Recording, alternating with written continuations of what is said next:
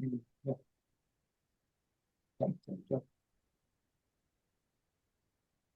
My name is Trenjere Susan, and I'm working with Chugun Slyman, and this is the code of our project, and it's written in Python. First of all, we had to download some libraries to use in our code, and the first library we imported was pandas, and this is going to help us with data manipulation and analysis. And then we had NumPy, which is going to help us provide the numerical computing capabilities. And then we have the matplotlib.pyplot. It's going to help us enable plotting of various types of graphs. And then we have the Seaborn library. It's going to help us simplify and enhance plotting functionalities. And then we have the warnings. It's also a library which helps us suppress irrelevant warnings. It's going to not allow the warnings. It's going to help us filter or ignore the false warnings. And then we have here we have this file path. It's going to help us re allocate us to the particular CSV file, which file are we going to? You tap here, it takes you directly to the file you're supposed to go to. It's going to specify directly where you're going. And then we have the display of the first few rows. If you want to display of our first few rows, we are going to print the dataset preview. And then also this data.head helps us preview the first rows, like the first heads, like the first rows. And then also, if we want to check for missing values, we have to print data dot is null brackets dot sum.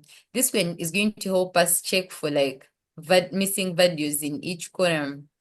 And then also, if we want we want to describe or summarize our statistics, we are going to use data to describe. It helps us provide statistical summaries, including the mean, the median, and even the min max, or even anything for min max for the numerical columns, the ones that require numbers. This one is going to be the one to help us.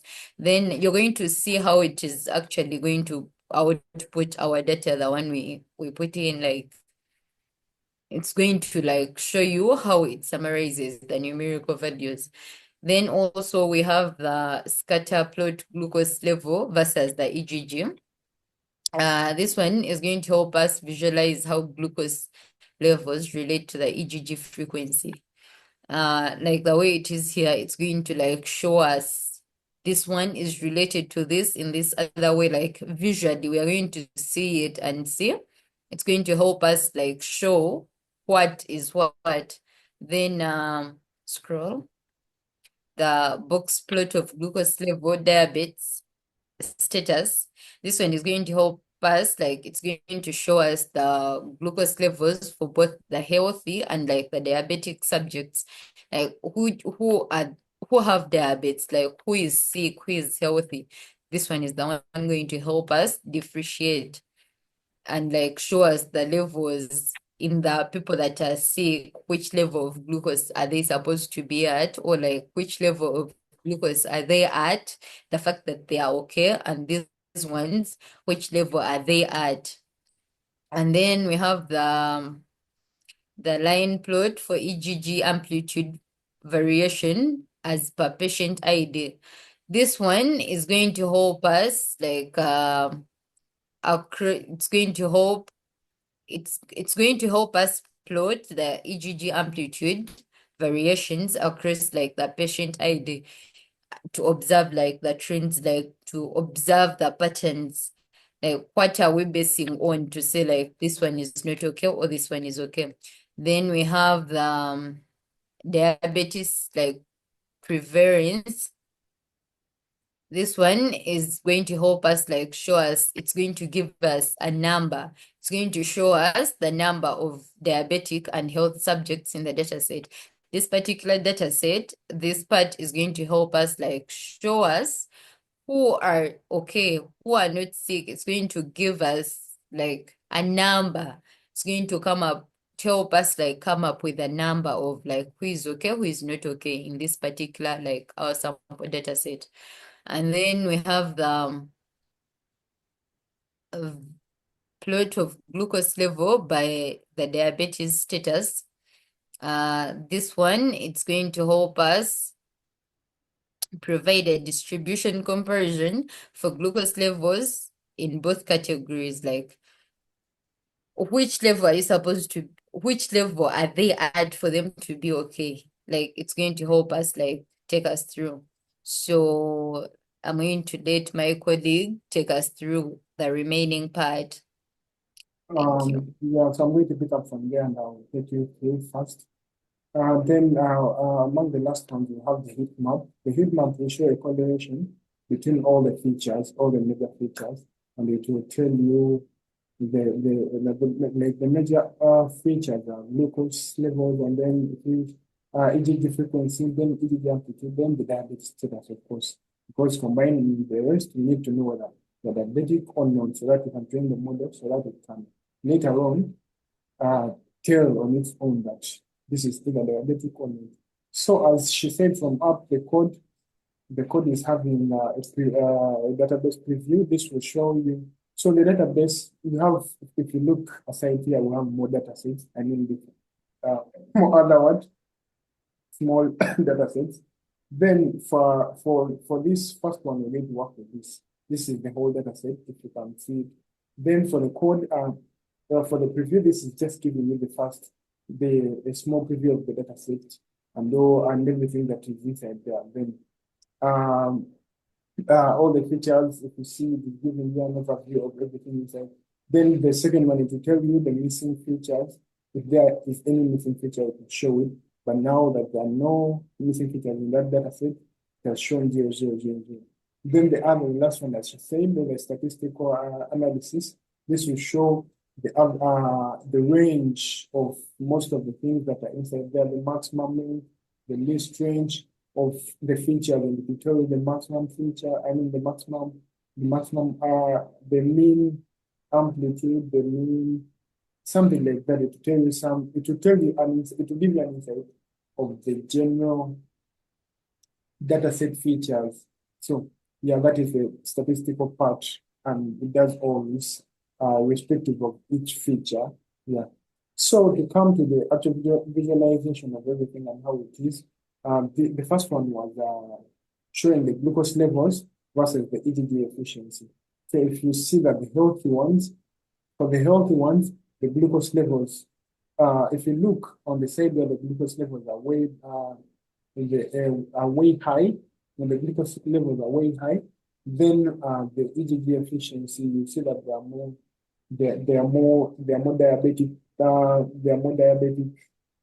subjects. If you see that the red line is beyond the 140, people above glucose levels of 140, they are more diabetic, and and the EGD efficiencies will be relatively they will be relatively.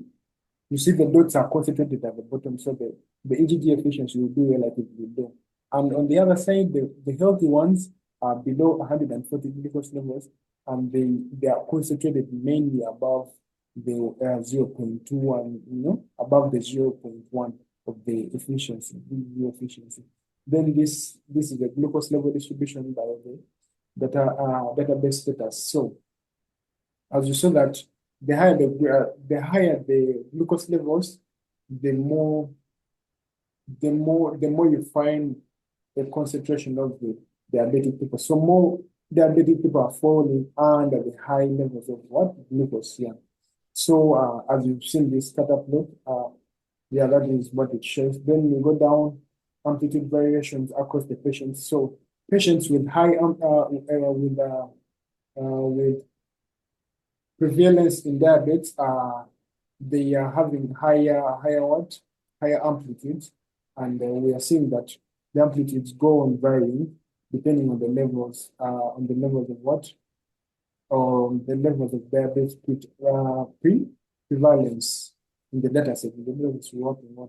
So diabetes, and this is showing the count of the data set that we're working with, because it is having 100 subjects. It's showing you an insight of how many people are healthy and how many people are not. So there were 51 that were not healthy. I mean, that were healthy, then 49 were not healthy, 50, 100 in total. So this is the one, the feature correlation heat map, that is combining all, because you have 10 major features you're working with.